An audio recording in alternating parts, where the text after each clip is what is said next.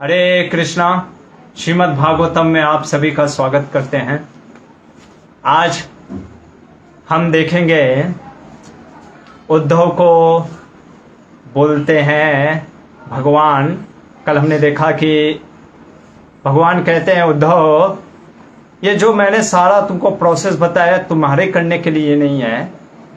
ज्ञान भगवान बतलाते हैं कैसे इस भौतिक संसार से निकलना है। और फिर कहते हैं मैं एक इतिहास सुनाता हूँ। हंस अवतार के रूप में मैंने जो चतुष ब्राह्मणों को सुनाया था वो तुमको बतलाता हूँ। और फिर बतलाया कि कैसे मन जो है आसक्त रहता है इंद्रियों विषयों में। उस इंद्रिय विषय से कैसे हम अपने मन को अनासक्त कर सकते हैं, वो प्रोसेस देखा हमने। फिर उद्धव पूछते हैं भगवान सर्वश्रेष्ठ योग क्या है। भगवान कहते हैं भक्ति योग। और भगवान उसमें बतलाते हैं कि भक्ति योग की महिमा, कि अगर कोई भगवान का नाम शुद्ध रूप से ले रहा है, उससे जो भक्ति भाव उत्पन्न होता है, व्यक्ति के जो अंतःकरण में जो बीज के रूप में भी पाप है वो भी नष्ट हो जाता है। इन चीजों को सुनने के बाद आज उद्धव पूछ रहे हैं, जो कि कई बार लोग भी पूछते हैं, प्रभु जी कोई वशीकरण मंत्र है क्या, किसी को दूसरे को वश में करना, या किसी के शरीर में घुसने वाला कोई मंत्र है क्या। चलिए, क्या है ये योग सिद्धियां, आखिर कितनी हैं और कैसे प्राप्त कर सकते हैं, और क्यों आखिर उद्धव पूछ रहे हैं। जब पूछ लिया कि भगवान ने बोल भी दिया भक्ति सर्वश्रेष्ठ है, फिर भी क्यों पूछ रहे हैं। और कई बार लोग एक प्रश्न करते हैं कि जो गीता कहा है गया है वो कृष्ण ने नहीं बोला है। पता नहीं कहां से लोग लाते हैं, पर बोलते हैं यही है, अरे गीता कृष्ण ने नहीं बोला, तो फिर कृष्ण ने बोला, मैंने बोला नहीं। कहते हैं गीता कृष्ण ने ना बोल करके एक निर्विकार परम ब्रह्म था जो कि कृष्ण में घुस गया अंदर। अच्छा, और वो घुसने के बाद उसने बोला और फिर वो बाहर निकल गया। ओ हो, तब तो फिर याद नहीं रहना चाहिए। हाँ, याद नहीं है, पर उद्धव को तो कुछ और बोल रहे हैं भगवान। क्या बोल रहे हैं? अब या तो भागवतम का बात माने, या आपके जो 4 ग्राम का जो खोपड़ी में दिमाग है जो आप लाते हो कि अरे भगवान ने नहीं बोला, वो आपकी बात माने। तो देखते हैं इन सब प्रसंगों को इस आज के भागवतम में। अपने पूर्ववर्ती आचार्य जीव गोस्वामी विश्वनाथ चक्रवर्ती ठाकुर और श्रील प्रभुपाद जी का आशीर्वाद दे करके आज के भागवत प्रसंग को प्रारंभ करते हैं। ओम नमो भगवते वासुदेवाय। ओम नमो भगवते वासुदेवाय। ओम नमो भगवते वासुदेवाय। ओम अज्ञानतिमिरान्धस्य ज्ञानञ्जनशलाकया चक्षुरुन्मिलितं येन तस्मै श्रीगुरुवे नमः। नमो ओम विष्णुपादाय कृष्णप्रेष्ठाय भूतले श्रीमते भक्तिवेदांत स्वामिनिति नामिने। नमस्ते सरस्वती देवे गौरवाणी प्रचारिणे निर्विशेष शून्यवादी पाश्चात्य देशतारिणे। श्री कृष्ण चैतन्य प्रभु नित्यानंद श्री अद्वैत गदाधर श्रीवासादि गौर भक्त वृंद। हरे कृष्ण कृष्ण कृष्ण हरे हरे, हरे राम राम राम हरे हरे। हरे कृष्णा। 11वां स्कंद अध्याय 14वां का अंतिम कुछ श्लोक बचे हैं, उसको देखने के बाद 15वां और 16वां अध्याय करेंगे आज। तो उद्धव ने जब पता कर लिया, भगवान ने बोल दिया कि भक्ति सर्वश्रेष्ठ है, फिर उद्धव ने एक प्रश्न किया। उद्धव कहते हैं, सोचते हैं कि मुझे भगवान ने भेजा है, कहाँ भेजने वाले, बद्री के आश्रम। वहां पे ज्ञानी जन रहेंगे, योगी जन रहेंगे, सब बड़े बड़े सिद्धि योगी। चलो, भगवान ने तो कर्म बता दिया, ज्ञान के बारे में भी बता दिया, सब मैंने नोट कर लिया, यस सब बता दूंगा अभी। और भक्ति भी सर्वश्रेष्ठ है, लेकिन भगवान ने योग के बारे में नहीं बताया। अरे अरे अरे, मान लीजिए योग के बारे में पूछ दिया और मैं कहूंगा कि नहीं भक्ति सर्वश्रेष्ठ है, तो कहेंगे अरे भगवान ने योग कहाँ बताया? इसलिए नहीं बताया क्योंकि वो सबसे सर्वश्रेष्ठ था। जैसे हो सकता है कई बार हम कहते हैं ना कि अरे इस दुकान का प्रसाद सबसे, जैसे गिरिराज का सोम पापड़ी हम कहते हैं सबसे बेस्ट है, तो कोई कह सकता है अरे आपने वहां का नहीं खाया है, वहां का खाते तब ना आपको पता चलता। तो इसीलिए सब जगह का टेस्ट लेने के बाद तब आदमी बोल सकता है अरे बेस्ट है ये।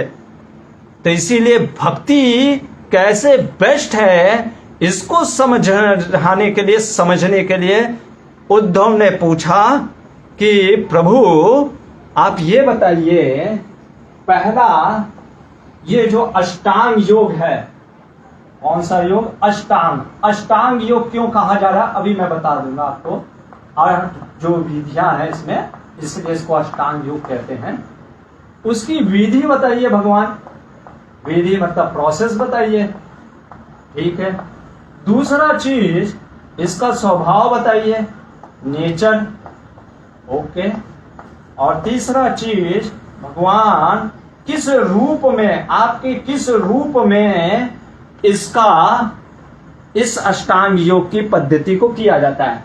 एक तरीके से हमारे आचार्य कहते हैं गोल, ये अष्टांग योग का गोल क्या है।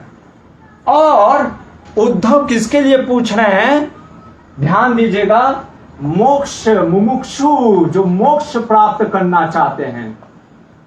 अब प्रश्न उठता है, उद्धव यानी मोक्ष कामी है? नहीं नहीं नहीं नहीं, अरे उद्धव तो खुद ही बोल दिए थे, 11वां स्कंद याद करिए 6ठे अध्याय में भगवान ने कहा अरे तपस्वी ब्रह्मचारी जो शिव लंगोट में रहते हैं और तपस्या करते रहते हैं उनके साथ जाओ, तुम भी परम धाम को कहता मुझे नहीं जाना उनके साथ, मैं आपके भक्तों के साथ रहूंगा, आपके भक्तों के साथ नाम कर संकीर्तन करते हुए आपके परम धाम को जाना है। तो फिर क्यों पूछ रहे मोक्ष? क्योंकि उद्धव सोचते हैं जो मोक्ष कामी हैं उनको भी पता चलना चाहिए कि अरे मोक्ष, परम ब्रह्म, वैकुंठ, परम धाम, भगवान का धाम कितना महान है। तो ये 3 चीजें पूछा। अभी अष्टांग योग क्यों बोलते हैं इसको? अष्टांग योग इसलिए बोलते हैं, कारण क्या है? अष्टांग योग 8, अष्ट मतलब 8 अंग जिसमें हो उसको कहते हैं अष्टांग योग। और गीता में भी भगवान ने बताया है 6ठे अध्याय में योग के बारे में, लेकिन उद्धव गीता में बहुत डिटेल में बताया है। क्योंकि इतना समय नहीं होगा इसलिए हम डिटेल में तो नहीं पढ़ेंगे, लेकिन थोड़ा सा जानने का प्रयास करेंगे। पहला चीज है यम, क्योंकि तीसरे स्कंद में भगवान ने यहाँ पे यम के बारे में कुछ नहीं बोला। और दूसरा है नियम। हमने तीसरे स्कंद जब कपिल मुनि ने भी देवहूति को बताया था, यम नियम में बहुत चीजें बताए थे। स्वाध्याय करना होता है, और क्या करना होता है? सत्य का पालन करना होता है, अहिंसा का पालन करना होता है, ब्रह्मचर्य का पालन करना होता है, नीचे जमीन पे सोना होता है, ये नहीं कि 5 स्टार होटल में बैठ करके सो रहे हैं और योगा कर रहे हैं, वो आपका सिर्फ व्यायाम है। ये योग जो कि पतंजलि ने, ऋषि ने जो योग दिया है, ये योग क्या है? हमें भगवान से जोड़ने के लिए। तो यम नियम। लेकिन आसन से बोलना स्टार्ट करते हैं भगवान। आसन के बारे में क्या बोलते हैं? तो चलिए देखते हैं भगवान आसन के बारे में क्या बोलते हैं। कैसा आसन होना चाहिए?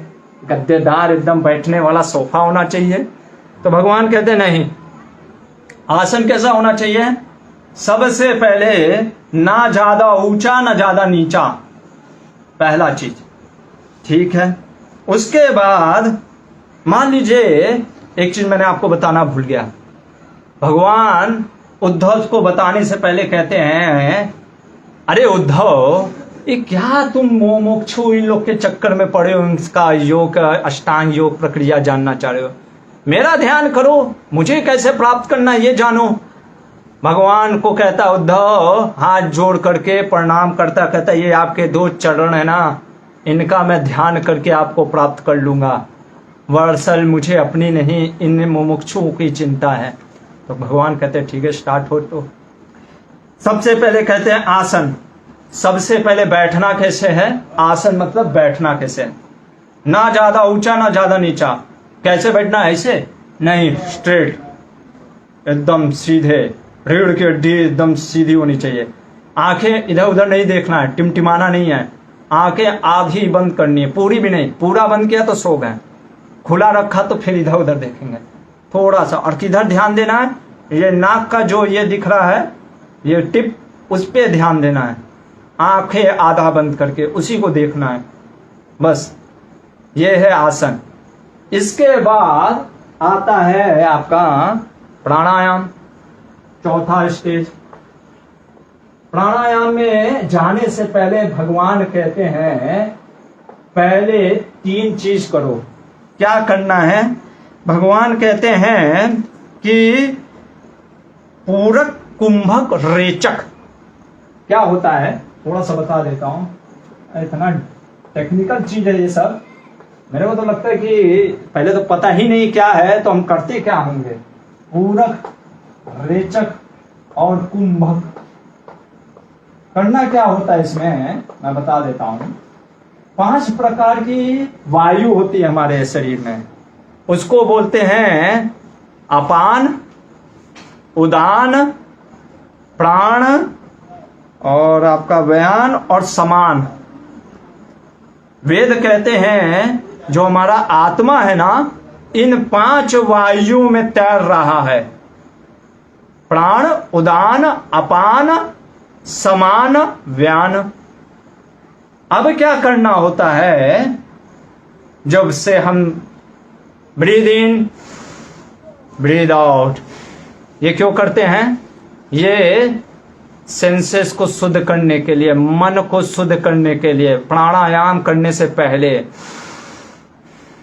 जब हम इनहेल लेते हैं, इसको कहते हैं पूरक। फिर रोकना होता है, ज्यादा भी नहीं कि रोक ही दिए, उसको कहते हैं रेचक। और फिर जब छोड़ते हैं उसको कहते हैं कुंभक। इसी तरीके से कुंभक फिर करते हैं, उल्टा प्रोसेस करते हैं, छोड़ते हैं और फिर थोड़ा देर रुकते हैं और फिर लेते हैं। इस तरीके से छोड़ना लेना, छोड़ना लेना, छोड़ना लेना, ये प्रोसेस है। इसके बाद प्राणायाम स्टार्ट करते हैं। जब हम प्यूरिफाई हो जाता हमारा श्वास, तब हम प्राणायाम प्रैक्टिस स्टार्ट करते हैं। क्या है प्राणायाम में? प्राणवायु, प्राणवायु को ऊपर लेकर के जाना होता है, उधर से उठाना होता है और ले करके जा करके हृदय में जो आत्मा स्थित है वहां पर लेकर के आत्मा के साथ ऐसे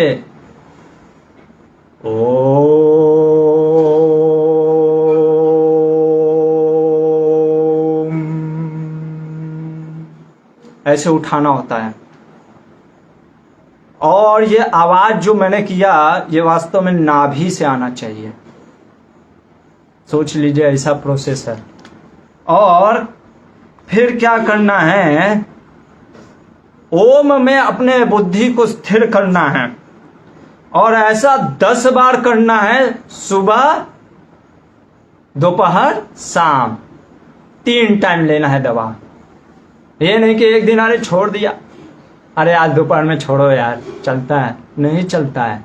3 टाइम प्राणायाम। और ऐसा कब तक करना है? 1 दिन नहीं, 1 महीने तक करना है। बाप रे बाप। इसके बाद प्रत्याहार।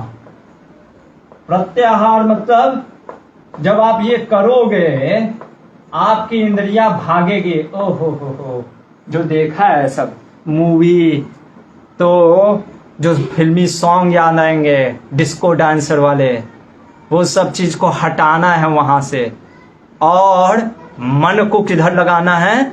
अब भगवान वही चीज, पहले विधि और स्वभाव बता दिया, बोध, धारणा, जो धारणा होती है कहाँ करनी है और ध्यान कहाँ करना है, भगवान ये बता रहे हैं। जो 7वां धारणा ध्यान, क्या करना है? अब भगवान बोल रहे हैं सबसे पहले अपने हृदय में धारण करो क्या, एक कमल जिसके 8 पंखुड़ियां हैं। अच्छा, उसके बाद वो कमल किस पे टिका है, उसकी डंडल है। उस कमल में सूर्य को स्थित करो, चंद्रमा को स्थित करो और अग्नि को स्थित करो। उसके बाद उस अग्नि में मुझ परमात्मा को स्थित करो, मेरे रूप को स्थित करो।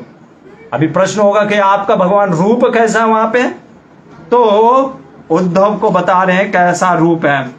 सबसे पहले भगवान कह रहे ये जो रूप है ना बहुत ही सुंदर है और बहुत ही शांत है। कह रहे हैं भगवान कि इसकी 4 भुजाएं हैं। कितनी भुजाएं हैं? 4 भुजाएं, यानी कि 8 भुजाएं कर दीजिएगा, 4 भुजाएं। उसके बाद भगवान के जो गर्दन है वो बहुत ही सुहावना है, गर्दन। फिर मस्तक, ये सुंदर मस्तक है, हंसी है, शुद्ध हंसी, स्मित हंसी है भगवान की। और दोनों कानों में जो मकर के कुंडल हैं वो लटक रहे हैं। इसके बाद क्या ध्यान करना है, भगवान का रंग कैसा है, श्यामल, श्याम वर्ण। और भगवान ने पहना क्या है, पीतांबरी। वक्ष स्थल पे श्रीवत्स का चिन्ह है और लक्ष्मी जी निवास कर रही हैं। हाथ में क्या है, शंख चक्र गदा पद्म। अब जिस ऑर्डर में आपको करना है कर सकते हैं, जैसा ऑर्डर करेंगे वैसा फिर भगवान के उस तरफ जाएंगे। और भगवान ने वनमाला पहना हुआ है, बाल घुंघरालू हैं, पैरों में नुपुर हैं, भगवान के सिर पे मुकुट है, गले में कौस्तुम मणि भी है, करघनी लटक रही है भगवान के हिप्स पे, और बाजूबंद में आभूषणों से सुसज्जित हैं।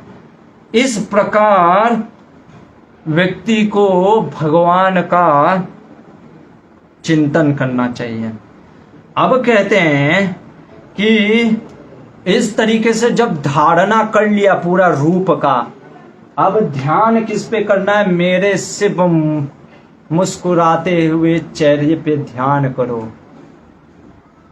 ऐसा ध्यान कब तक करना है इसका वर्णन तो नहीं दिया है, लेकिन करते रहना है, ध्यान करते रहना है, ध्यान करते रहना। और फिर देखिए उद्धव ने पूछा क्या था, मोक्षकामी।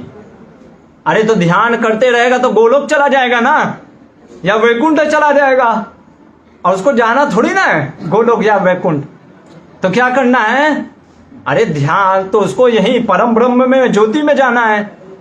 तब भगवान ने इसीलिए कहा अब मेरे तरफ से ध्यान हटा दो और आकाश पे ध्यान करो। जैसे लोग आते हैं ना मंदिर में, राधा रमन जी को देखते हैं फिर आंखें बंद कर लेते हैं, अब फिर पता नहीं क्या सोचने लग जाते हैं।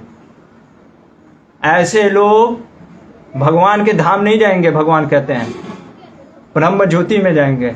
अरे साक्षात राधा रमन जी टकाटक देखना चाहिए उनको, बस देखते रहो। किस चीज का ध्यान कर रहे हैं, परम ज्योति का, तो फिर ज्योति में मिलेंगे। तो इसलिए भगवान ने कहा वो हटाते हैं अपना मन मेरे तरफ से। और कब हटाते हैं, जब ये ज्ञान हट जाता है कि मैं ध्यान कर रहा हूं और किसी पे ध्यान लगाया हूं, ये चीज हट जाता है मन से, शुद्ध हो जाता है। तब वो व्यक्ति क्या करता है, जैसे सूर्य की किरणें सूर्य में रहती हैं, वैसे वो व्यक्ति आत्मा में भगवान को देखता है, भगवान में आत्मा को देखता है। और फिर जैसे हरा तोता हरे पेड़ में घुस जाता है, वैसे ये आत्मा परम ब्रह्म ज्योति में चली जाती है, विलीन नहीं होती है। तोता पेड़ के अंदर चला गया तो यानी कि उसका अस्तित्व खत्म हो गया है अभी भी, वैसे वो रहता है ब्रह्म ज्योति में। और कृष्णा कहते हैं जब इन चीजों का पहचान, पूरा कर्म ज्ञान वस्तु का पहचान समाप्त हो गया, उद्धव वो मोक्ष को प्राप्त कर गया। अब कृष्णा कहते हैं कि अरे ये तो ठीक है, तुम तो मोक्ष प्राप्त करने वाला बताए, जानते हो योग मेरा, ये योग करने से सिद्धियां भी मिलती हैं। किसको मिलती हैं? जो पूर्णतः ध्यान करता है, यानी कि टाइम पास करता है, ध्यान करता है, वो क्या मिलता है उसको? सिद्धियां भी मिलती हैं। उद्धव पूछ दिए, अरे भगवान सिद्धियां भी मिल जाती है? हाँ, ये तो बताइए सिद्धि किस प्रकार की है, कितने प्रकार की है, और इनका सबका स्वभाव बता दीजिए। तो कुल मिलाकर के भगवान कहते हैं 18 सिद्धियां हैं, उसके बाद 5 और बताते हैं, लेकिन 8 जो 18 है भगवान कहते हैं उद्धव 18 सिद्धियां हैं। कितनी? 18। उसमें से 8 जो है उसको तुम प्रमुख मुख्य समझो, और जो 10 हैं सिद्धियां वो गौण है, सेकेंडरी है। क्यों सेकेंडरी है? ये जो 8 सिद्धियां हैं ना, ये डायरेक्ट मेरे पे ध्यान लगाने से मिलती हैं, मेरे पे आश्रय करने से। ये जो 10 है ना, और ये जो 8 सिद्धियां है ना, ये बहुत ऊपर की चीज की हैं, लेकिन फिर भी आप इन सब सिद्धियों को भी प्राप्त करके, भगवान बोलेंगे स्वयं ये सारी सिद्धियां मुझ में भी हैं। ये 10 गौण सिद्धियां जो है ना, सत्व गुण से प्राप्त हो जाती है, सत्व गुण से। ये 8, अब ये 8 हैं क्या? तो नाम लिखते हैं, बाकी हैं क्या वो डिटेल आप देख सकते हैं, वर्ष नंबर 4 और 5 में है। ये आपके जो 8 प्राइमरी सिद्धियां हैं। तो यहां पे सबसे पहले भगवान बोलते हैं अनीमा। क्या है सिद्धि का नाम? अनीमा। अनीमा सिद्धि होता क्या है? ये सिद्धि अनीमा, अनीमा सिद्धि से व्यक्ति छोटे से भी छोटा बन जाता है, छोटे से भी छोटा, छोटे से भी छोटा, स्मॉलर देन द स्मॉलेस्ट, उस ये होती है अनीमा सिद्धि। ये आपको 10वें श्लोक में मिल जाएगा, 11वां स्कंद का 15वें अध्याय का 10वें श्लोक में। कैसे इसको मिल सकता है, क्या करना होगा? भगवान कहते हैं जब व्यक्ति ध्यान करता है, देखिएगा ध्यान हर में करना है, ठीक है ना, ध्यान करता है किसमें? परमाणु में भगवान को देखता है, क्योंकि भगवान हर अणु में है ना, उस परमाणु में भगवान को देखने का प्रयास करता है, तब वो क्या हो जाता है? छोटे से भी छोटा हो जाता है। ये सिद्धि मिल जाती है। दूसरी सिद्धि है अनीमा के बाद महिमा। महिमा सिद्धि क्या है? बड़े से बड़ा बन जाइए। ये कैसे प्राप्त होता है? ये भगवान बोलते हैं 11वें श्लोक में कि जब ध्यान व्यक्ति करता है महत तत्व में, जो महत तत्व से सब चीज निकला है, उस पे ध्यान करता है कि ये वास्तव में भगवान का क्या है, वो परम ब्रह्म से निकला, उस पे ध्यान करता है। और फिर जिस तत्व पे ध्यान करता है, मान लीजिए आप आकाश तत्व पे ध्यान कर रहे हैं ना, आप आकाश जितने बड़े हो जाओगे। वायु तत्व पे ध्यान कर रहे हो तो वायु यानी आप इतना ढक सकते हो पूरा। उसके बाद आता है लघिमा। लघिमा मतलब कि आप हल्के से भी हल्का, इतने हल्के हो जाओ कि कहते हैं कि सूर्य की किरणों को पकड़ के आप सूर्य लोक जा सकते हो। ये कैसे प्राप्त होता है? भगवान कहते हैं जब मन को क्या करते हैं, किसी एक एलिमेंट के एटम पे स्थित कर देते हैं। जैसे मान लीजिए आकाश, अभी आकाश में भी जो उसके अणु जिससे बने उस पे ध्यान करते हैं तो हल्के हो जाएंगे। आगे आगे भगवान बोलते हैं प्राप्ति क्या है। भगवान बोल रहे हैं प्राप्ति, प्राप्ति सिद्धि। ये क्या होता है प्राप्ति सिद्धि? भगवान कहते हैं आप कोई भी वस्तु प्राप्त कर सकते हैं। इतना ही नहीं, भगवान और कुछ भी बोलते हैं। कहते हैं भगवान कि इस मनुष्य से आप किसी भी व्यक्ति के अंदर घुस गए, उसके अधिष्ठाता देवता जो इंद्रियों के हैं उस पे आप कंट्रोल कर लेते हो। और अब जैसे आप देख रहे हो वो लड़का पिज्जा खा रहा है, हमको खाने की इच्छा है, अब आप कैसे खाओगे? वो तो देगा नहीं, घुस गया उसके शरीर के अंदर, उसके हाथों से वो पिज्जा वो नहीं खाएगा, आप खाओगे। कैसे? मन से, सटल एनर्जी जो सटल बॉडी से। और फिर आप खा तो वही रहा है मुंह में उसके फिजिकल, लेकिन वो रस नहीं ले रहा है, रस आप ले रहे हो। ये होता है प्राप्ति सिद्धि। कितना अच्छा लग रहा है ये सब सिद्धि। कोई कह सकता है अरे प्रभु जी मिल जाए तो मजा आ जाए, हर वस्तु प्राप्त कर सकते हैं, लेकिन इसका अभी बताएंगे डेंजर क्या है। ये कैसे मिलता है प्राप्ति सिद्धि? तो कहते हैं जो मिथ्या अहंकार, अगर आपको याद होगा तो ये 13वां श्लोक में भगवान ने बताया है, मिथ्या अहंकार जो होता है फॉल्स ईगो, तीसरे स्कंद में मैंने बताया था ये 3 रूप में आता है, ठीक है ना? सत्व, रजस और तमो। सत्व मतलब ज्ञान शक्ति, ज्ञान। रज मतलब क्रिया शक्ति। तम मतलब कि आपके जो अधिष्ठाता देवता। तो जो मिथ्या अहंकार जब सत्व में इस पे ध्यान करते हैं परम ब्रह्म के बारे में, तब हमको ये प्राप्ति सिद्धि मिल जाती है। इसके बाद कहते हैं कि प्राकम्य, प्राकम्य जो सिद्धि है ये कैसे प्राप्त होती है? ये पहले होती क्या है? तो अब हर चीज आप तो अनुभव करते नहीं हो, इस भौतिक जगत में देख तो पाते नहीं हो, कुछ चीजें जमीन के अंदर छिपी है। तो आप कुछ भी अनुभव करना चाहते हो, जो चीज का भी आप अनुभव करना चाहते हो, आप चाहते हो कि मैं इस उंगली से चंद्रमा को टच करना चाहता हूं, या इस धरती के अंदर जो चीज है वो प्रकट हो जाए, वो प्रकट हो जाएगी प्राकम्य सिद्धि से।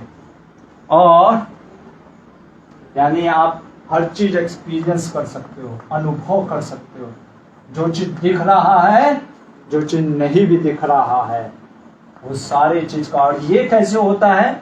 जब मिथ्या अहंकार रजस शक्ति में हम उस पर ध्यान करते हैं। इसके बाद ईशिता, ईशिता, ईशिता जो है ये क्या करता है? ये सिद्धि क्या है? कहते हैं ये सिद्धि से आप माया की शक्तियों को साध सकते हो। कहने का अर्थ है कि आपको जैसे मन कर रहा है अरे यार अपना खुद का एक थोड़ा सा ब्रह्मांड ब्रह्मांड मतलब कि कुछ पृथ्वी लोक जैसा बनाने की इच्छा है, कुछ लोक बना देते हैं, वहां पे सिर्फ मैं ही रहूंगा। आप बना सकते हो। और फिर मन किया कि अरे चलो इसको अब हो गया, अब यहाँ पे नहीं, अब दूसरे जगह रहेंगे, कोई रेगिस्तान वाला जगह बनाएंगे, इसको डिजॉल्व कर देते हैं। डिजॉल्व कर दोगे, ये है क्या? ईशिता शक्ति, क्रिएशन और एनाहिलेशन कह सकते हैं। इतनी शक्ति है सच्ची ये सब, लेकिन क्या है? भौतिक शक्तियां हैं। इसको कैसे प्राप्त कर सकते हैं? जब काल को, जब ये समझते हैं कि विष्णु जो है वो काल के स्वरूप हैं, उस पे ध्यान करते हैं, तब। इसके बाद आता है वशीता। लीजिए आ गया आपका वशीकरण। वशीता सिद्धि। वशीता मतलब किसी को वशीकरण करना या तीनों गुणों से ऊपर उठ जाना। हम चाहते हैं ना किसी को वशीकरण करना, अरे इसको वश में मैं कर लूं, वशीता सिद्धि, वश में करना। और ये कैसे प्राप्त कर सकते हैं? ये कहते हैं तब आप व्यक्ति प्राप्त कर सकता है जब वो भगवान के नारायण रूप का ध्यान करता है, जो कि 16वें श्लोक में है। 4, 3, 7 बचा एक और है 8, 5, उसको बोलते हैं काम वसायिता।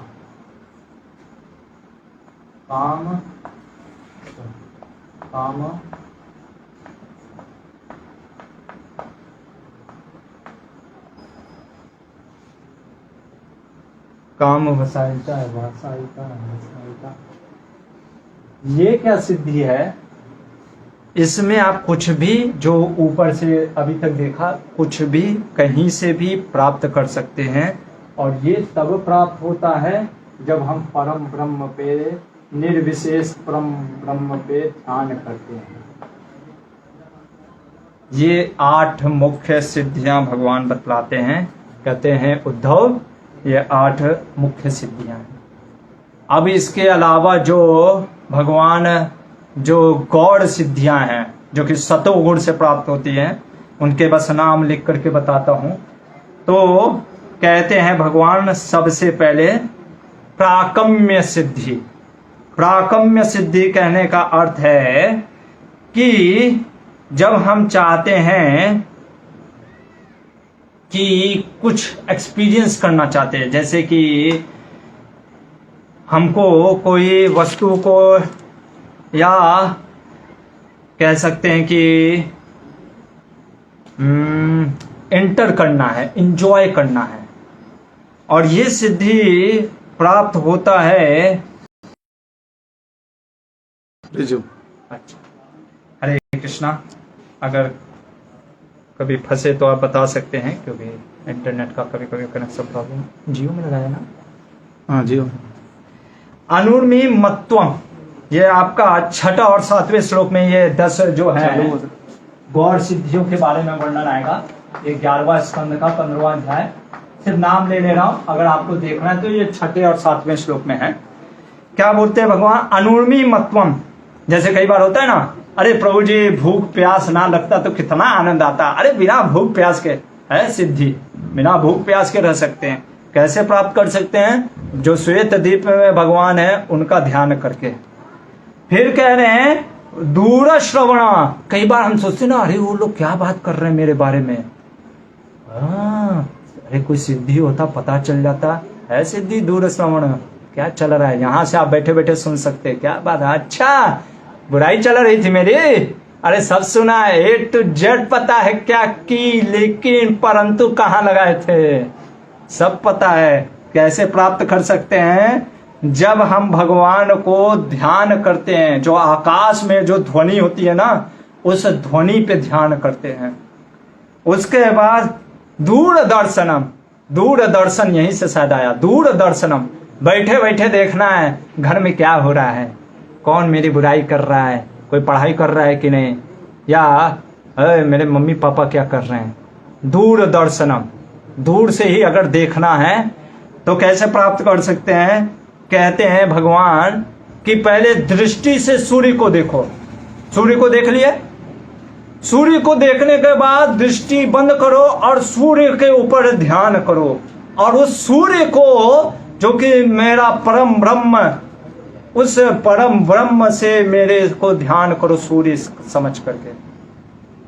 इस तरीके से आप दूरदर्शन मतलब दूरदर्शन पे नहीं चले जाओगे, दूर का दर्शन देख लोगे। उसके बाद कहते काम रूपम। ओ हो। कई बार हमको लगता है कि अरे काश प्रभु जी ऐसा रूप होता, हा, सुंदर सा रूप, एकदम मोहित करने वाला रूप होता, सुंदर रूपम। वो भी प्राप्त कर सकते। कैसे? भगवान कह रहे हैं जिस रूप का तुमको पहले दर्शन करना है ना, उस रूप के बारे में सोच लो। मान लो इंद्र बनना है, चलो इंद्र का ध्यान कर लिए, पहले इंद्र देखें भी होना चाहिए, ठीक है। तो जिस रूप का भी आप मान लो ध्यान करो, और फिर उसको उस रूप में परम ब्रह्म को ध्यान करो, ठीक है। हर चीज में वैसे आपको ध्यान तो कृष्ण को ही करना है। उसके बाद पर काया परवेशनम, ओ दूसरे के शरीर में घुस करके उसको खूब मरवाना है, उसके शरीर में घुस जाऊंगा और खुद अपने आप को मारूंगा। तो कैसे? कहते हैं कि जिसके शरीर में एंटर करना है उसका शरीर सोचो और फिर उसके शरीर में घुस जाओगे। स्वच्छंद मृत्यु, कई बार लोग कहते हैं अरे तरस आ गया, कम मर जाता अच्छा होता है, उसका भी उपाय है तुरंत मरने का। स्वच्छंद मृत्यु कैसे करना है? ये जो आपका गुदा है पीछे, उसको एड़ी से बंद कर लीजिए, नहीं तो वहां से निकल जाएगा।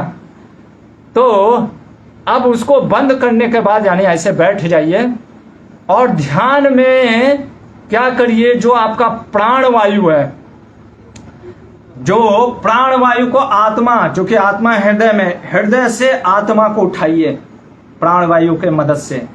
आत्मा को हृदय से उठा करके छाती में ले जाइए, छाती से गले में लेके जाइए, गले से फिर मस्तिष्क में, मस्तिष्क से सिर में, और ब्रह्मरंध्र फिर जो समय उचित समय है छोड़ दीजिए, सर फोड़ करके फिर जहां आप चाहते हैं वहां चले जाएंगे। इसके बाद देवा नाम सिंह सह क्रीड़ा अनुदर्शनम, अरे देवताओं और अप्सराओं के बीच में क्या चल रहा है बातचीत वो भी जान सकते हैं।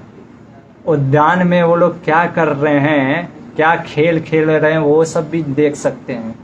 सोचिए कैसे, जब जो भगवान का शुद्ध सत्व जो गुण है उसको हृदय में धारण करके ध्यान करते हैं।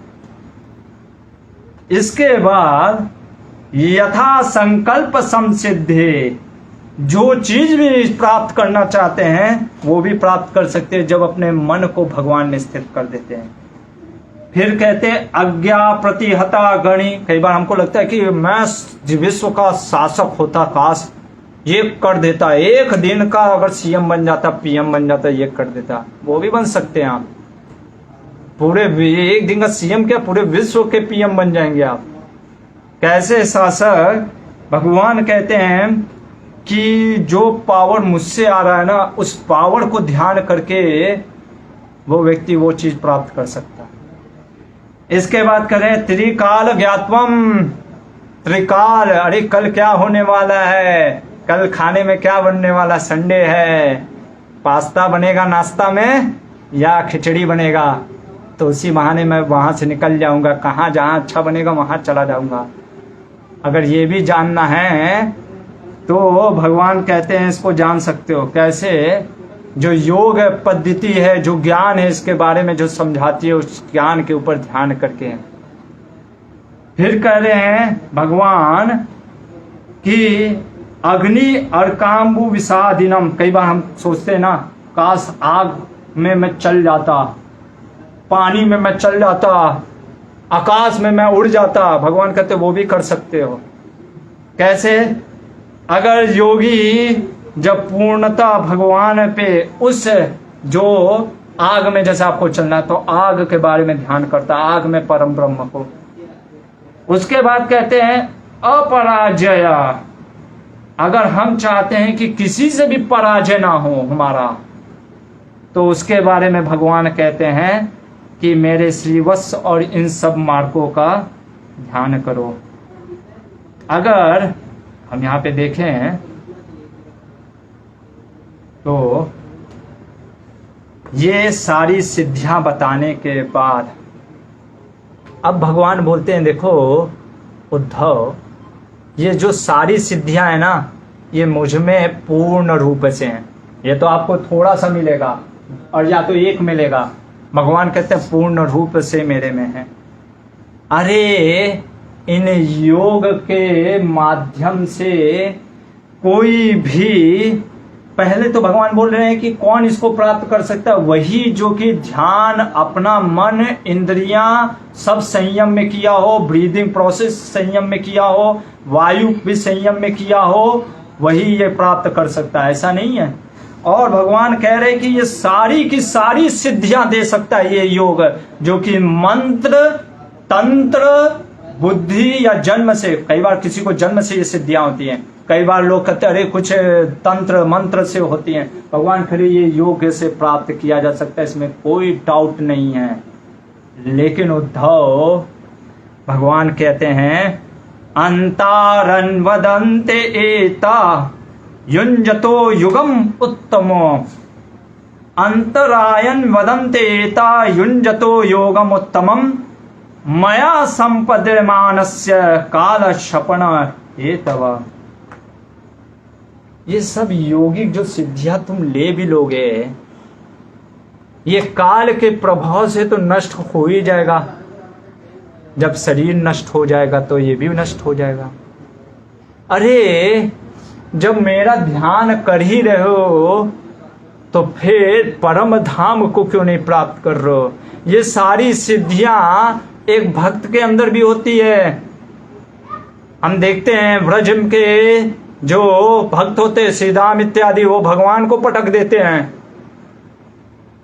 जब कंस को भगवान ने तुरंत मार दिया तो श्रीदाम ने कहा अरे मार दिया क्या, मर गया क्या कंस? अरे मर गया, अरे बहुत पावरफुल था क्या, एक बार में मार दिया कृष्णा?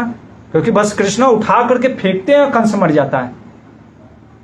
तो श्रीराम कहते हैं, भागवत में तो नहीं है, हमारे आचार्य जीव गोस्वामी कहते हैं, श्रीराम कहते हैं कृष्णा इधर आओ। कृष्णा कहते क्या हुआ, मार दिया ना? अरे मार दिया, पहले मुझसे लड़ो, देखते हैं कैसे मार दिया। तो श्रीराम से लड़ाई करते भगवान, और श्रीराम उठा करके पटक देते कृष्ण को। कहते हट, बेकार था, अरे इस कौन सा मार दिया, ये तो बहुत लल्लू पंजू था, हट, ऐसे ही दिख रहा था, बस फूला हुआ था। ये तो भक्तों में भी ये रहता है। इसलिए भगवान कह रहे इन सिद्धियों को क्यों प्राप्त करना चाहते हो? इसीलिए हम भी कई बार चैंटिंग के वक्त सोचते हैं हरे कृष्णा हरे, नाम का प्रचार हो जाता, मेरा नाम का, भगवान के नाम का नहीं, मेरा नाम का प्रचार हो जाता, कितना आनंद आता। भागवत प्रचार कर रहे हैं, अरे प्रभु जी क्या भागवत देते हैं, ओहो, सर्वस्व प्रचार हो गए मोरा नाम, मेरा नाम का सब जगह प्रचार होगा। काश ऐसी सिद्धि मिल जाती। कई बार हम सोचे भक्ति में भी आकर के नाम जप करते वो मिल जाएगा। जो चीज ये सिद्धि हम देख रहे हैं, नाम जप तो हरि नाम, तो इससे भी कंपेयर ही नहीं कर सकते हैं, वो भी दे देगा आपको। अरे हरि नाम आपको क्या नहीं दे सकता, कृष्ण प्रेम दे सकता है। तो ये सब चीजें हरिदास ठाकुर तो कहते हैं कि अगर कोई शुद्ध नाम से एक स्टेज जो पहले है, नामाभास से अगर कोई करता है तो मोक्ष प्राप्त कर लेता है। तो शुद्ध नाम तो छोड़ दीजिए, लेकिन फिर वही चीज है ना कि आपने डायमंड खरीद लिया और डायमंड लेकर के आप उसको क्या यूज कर रहे हो, कपड़ा को साफ करने में लगा रहे हो, या मर्सिडीज खरीद करके उसको खेत जोतने में लगा दिए हैं।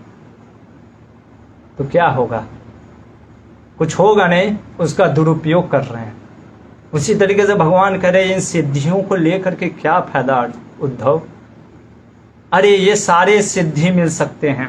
और यहाँ पे इसलिए भगवान कहते हैं कि अरे मैं कहीं भी कवर नहीं किया हूं, मेरी ये जो सारी सिद्धियां तुम देख रहे हो ना, ये सब का दाता मैं हूं, वास्तव में मेंटेनर भी मैं ही हूं, ये सारी सिद्धियां मुझ में ही हैं।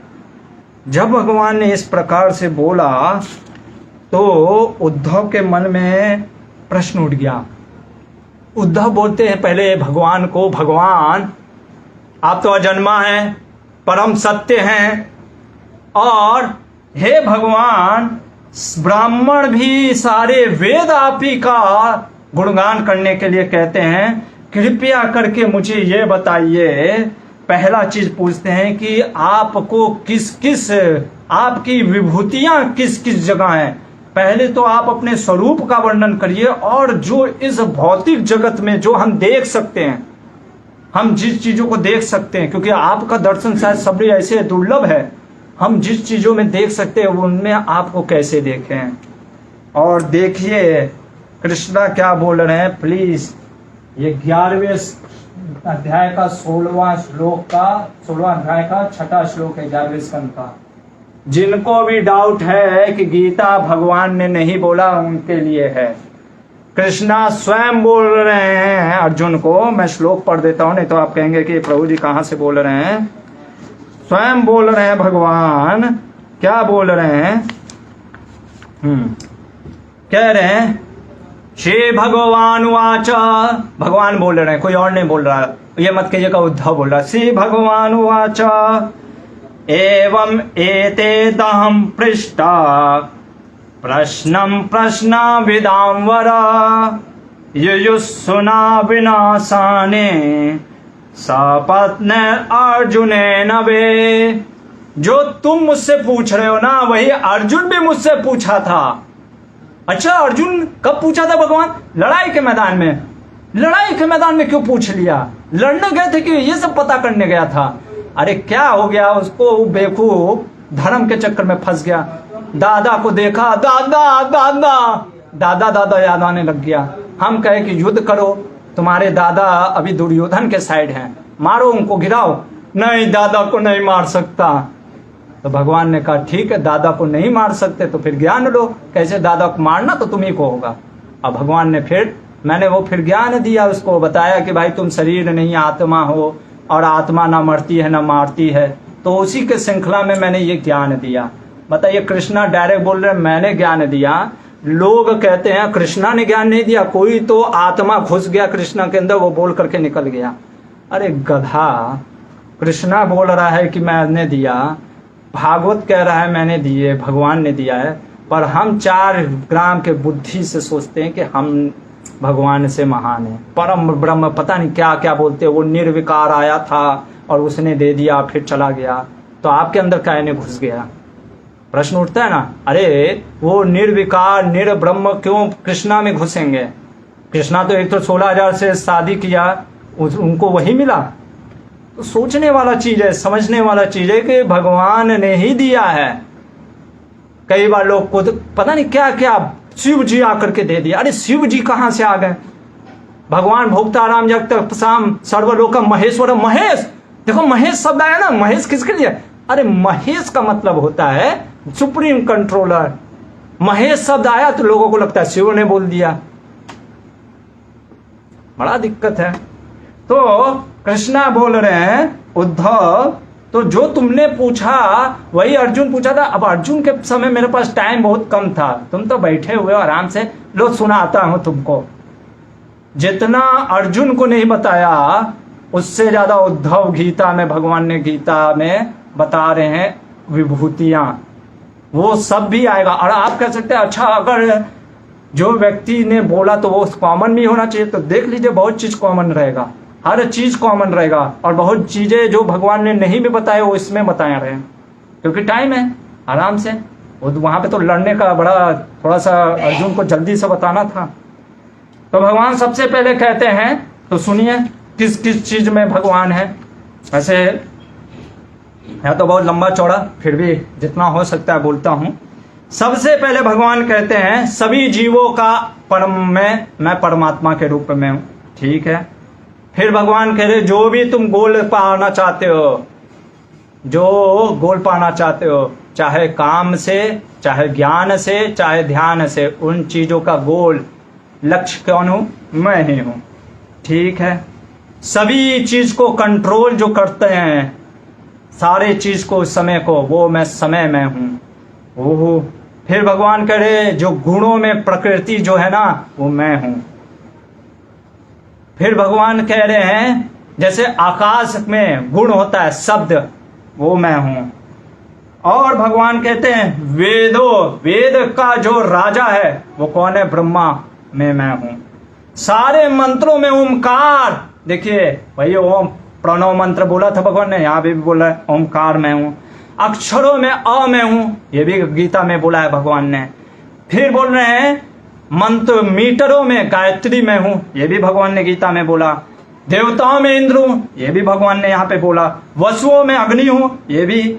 अदिति के पुत्रों में विष्णु यानी वामन में हूं। रुद्रों में शिवा, ये भी आप देख लीजिए गीता में, तो कॉमन है ना। अगर वही व्यक्ति नहीं, अब आप कहोगे फिर से घुस गया, फिर से निर्विकार घुस गया, तब आपका क्या कहा जा सकता है?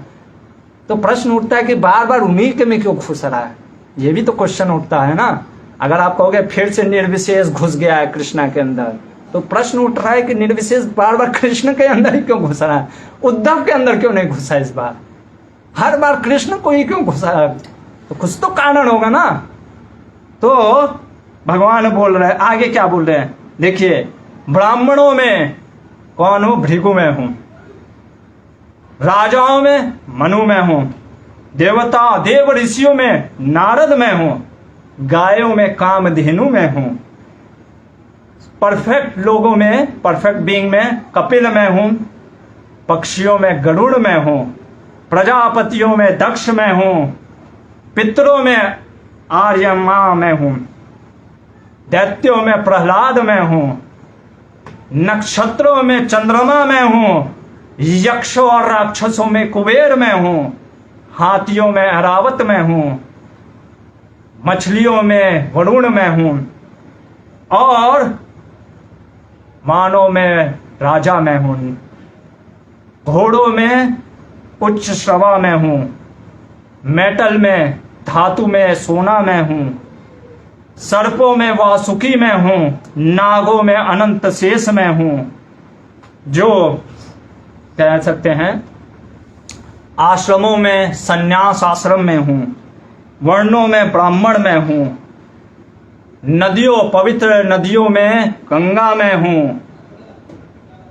जो शस्त्रों में धनुष में हूं। शस्त्रधारियों में शिव में हूं। और कहते हैं कि पुरोहितों में वशिष्ठ में हूं। जो वेदों के जानकार ऋषियों में बृहस्पति में हूं। मिलिट्री लीडर्स में कार्तिकेय स्कंद में हूं।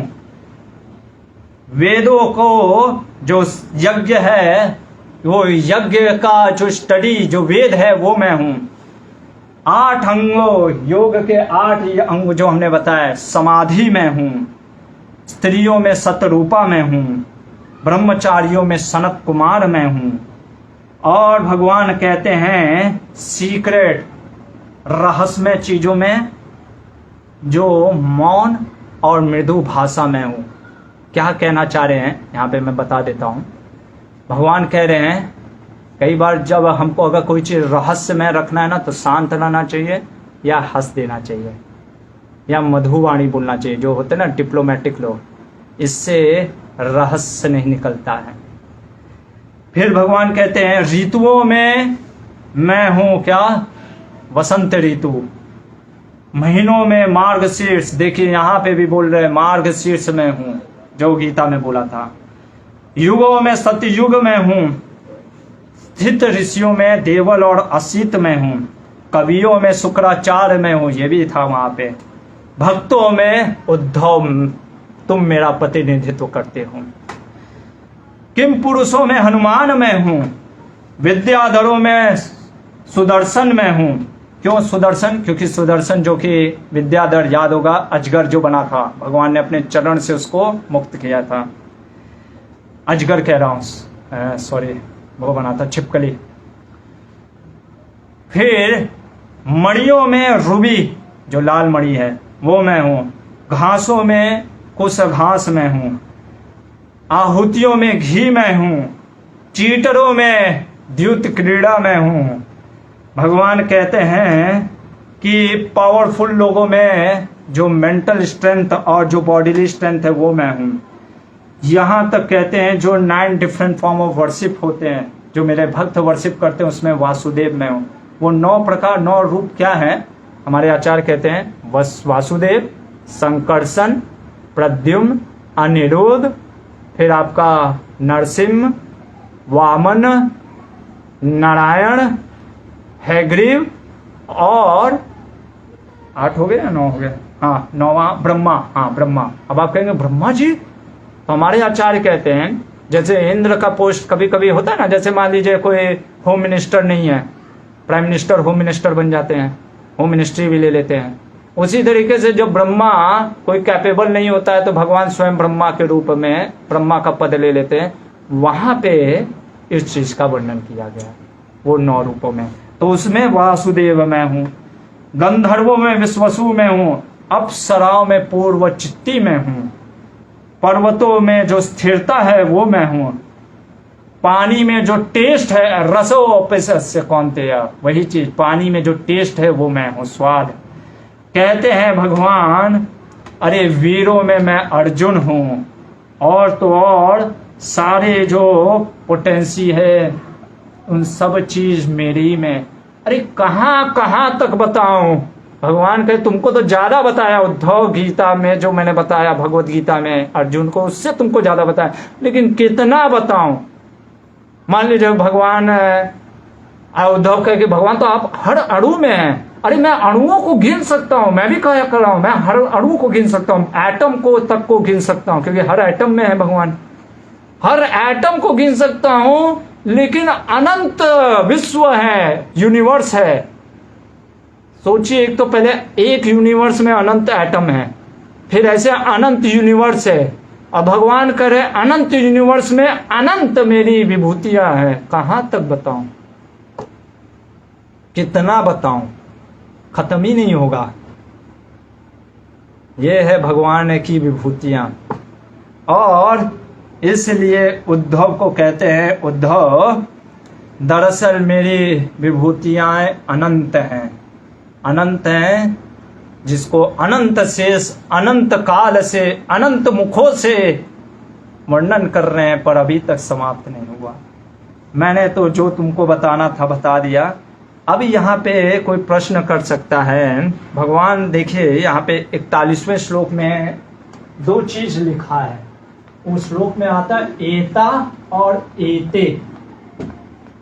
श्रीधर स्वामी जो कि पहले टीकाकार हैं, कहते हैं संस्कृत के स्कॉलर बोलते हैं ये 2 विभूतियां अलग है, एक भगवान की स्पिरिचुअल है, एक भगवान की मटेरियल है।